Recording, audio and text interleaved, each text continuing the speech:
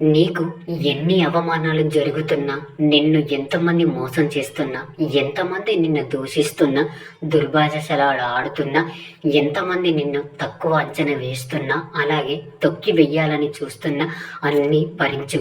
కాలమే వాళ్ళకి సమాధానం చెబుతుంది. ఇక వాళ్ళ జీవితం ఎంత భయంకరంగా ఉంటుందో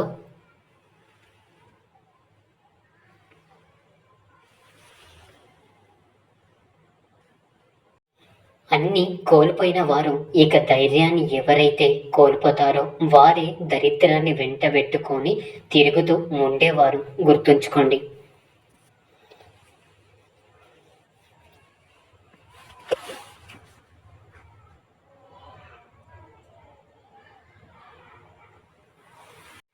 ఒక్కొక్క మనిషికి నారాయణుడు ఆ మనిషి ఎంత మంచివాడైనా, ఎంత గొప్పవాడైనా, ఉన్నత వ్యక్తిత్వం ఉన్నవాడైనా ఇక వారికి కష్టాలు ఎందుకు పెడుతూ ఉంటాడు అంటే వారేదో పూర్వజన్మలో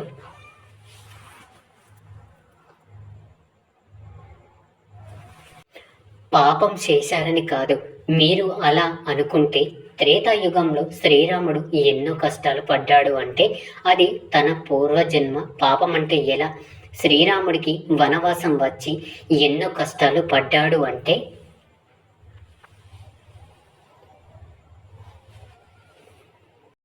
అది తన పూర్వజన్మ కర్మ కాదు, అది కైకేయి కోరిక.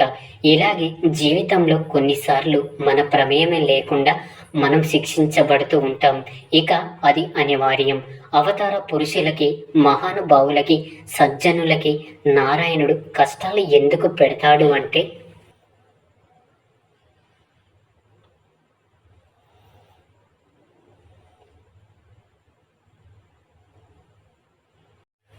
వాళ్ళు తాము తట్టుకొని ఎలా తట్టుకోవాలనో లోకానికి చెబుతారు. కాబట్టి నారాయణుడు కష్టాలు పెడతాడు.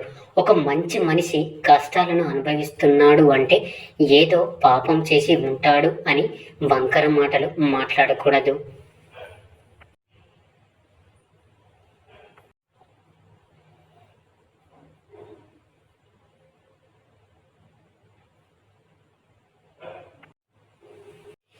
ఎందుకంటే ఒక మంచివాడు నీ యొక్క మాట కారణంగా ఏడ్చాడు అంటే ఆ పాపం ఉసురు చాలా భయంకరంగా ఉంటుంది.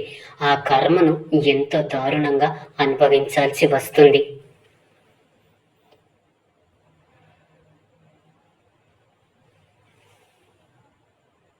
కాబట్టి మాట అదుపులో ఉన్నవాడే మహానుభావుడు అవుతాడు. వారికి మీరు సహాయం ఏమీ చెయ్యనక్కర్లేదు.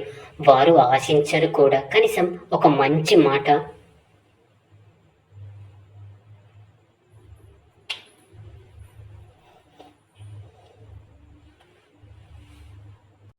ఓదార్పుగా మాట్లాడితే చాలు. అంతకు మించిన పుణ్యం జీవితంలో మరెక్కడ దొరకదు. ఒక మంచి మనిషి, ఒక గొప్ప వ్యక్తి ఎన్నో కష్టాలను ఎదుర్కొంటున్నాడు అంటే అది అతని పాపం లేదా పుణ్యం అంటూ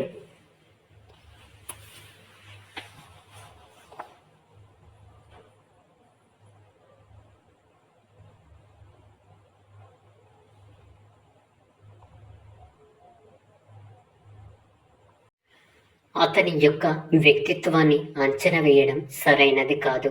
ఒక పెద్ద మనిషిని మనం అంచనా వేయాలి అంటే ఒక్కటే మార్గం. ఆయన జీవితంలో ఏర్పడిన ఘట్టాలను బట్టి అంచనా వేయకూడదు.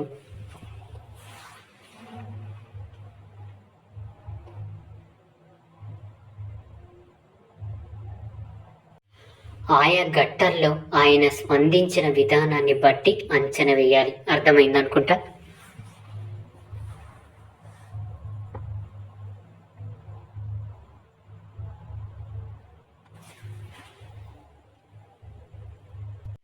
నమ్మిన వాళ్ళ చేతిలో మోసపోవడం దేనిని మించిన బాధ మరొకటి ఉండదు. అవునా? ప్రస్తుతానికి ఓటమే నీ చిరునామా అయ్యుండవచ్చు. నీ దగ్గర డబ్బు లేకపోవచ్చు, కానీ సంస్కారం ఉంది. ఉన్నత చదువు లేకపోవచ్చు, కానీ మంచి గుణం ఉంది.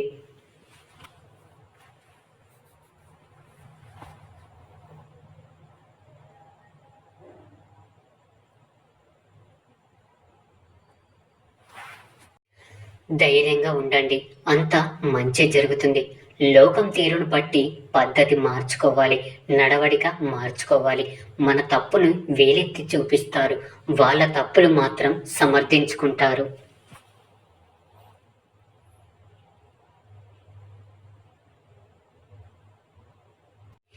ఈ లోకం తీరం ఎప్పటికీ మారదు.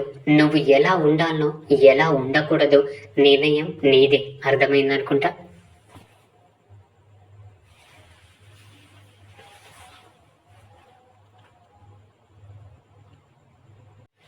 కొన్ని బంధాలను దాటి గర్జించినప్పుడే ఆత్మవిశ్వాసం స్థిరపడుతుంది. ఎప్పుడు ఒకేలా ఉండిపోతే ఎలా? మీరే ఆలోచించండి.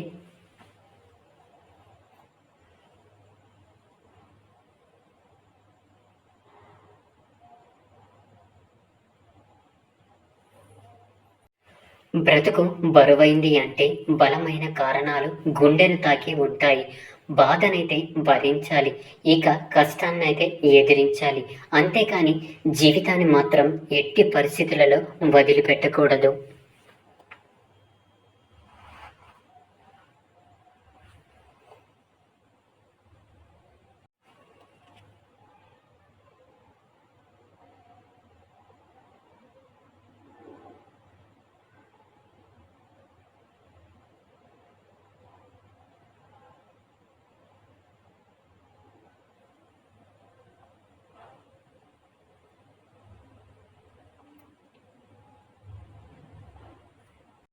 గుర్తుంచుకోండి, ఓర్చుకోవడం తెలిస్తే జీవించడం అదే నేర్పిస్తుంది.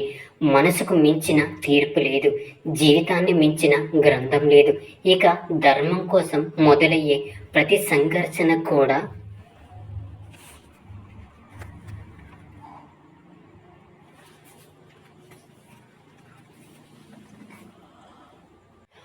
ఒక చరిత్ర అవుతుంది. గుర్తుంచుకోండి, ధర్మం అంటే ఇలానే ఉంటుంది. భరించే వారికి క్షమించే అధికారం ఉంటుంది. తప్పునైతే క్షమించు, నమ్మక ద్రోహాన్ని మాత్రం ఎప్పటికీ సహించగు. మంచిగా ఉన్న వారితో మంచిగా, చెడుగా ఉన్న వారితో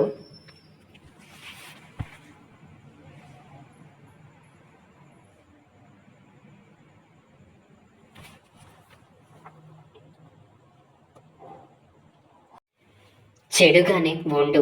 ఇక ఇదే ధర్మం. అర్థమైందనుకుంటా. మనుషులు అవసరమని వేడుకుంటారు, అవసరానికి వాడుకుంటారు, ఇక అవసరం తీరాక ఆడుకుంటారు. ఇదే లోకం తీరు. జాగ్రత్తగా ఉండండి.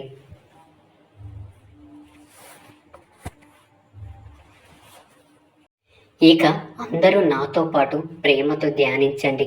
రాధాకృష్ణ.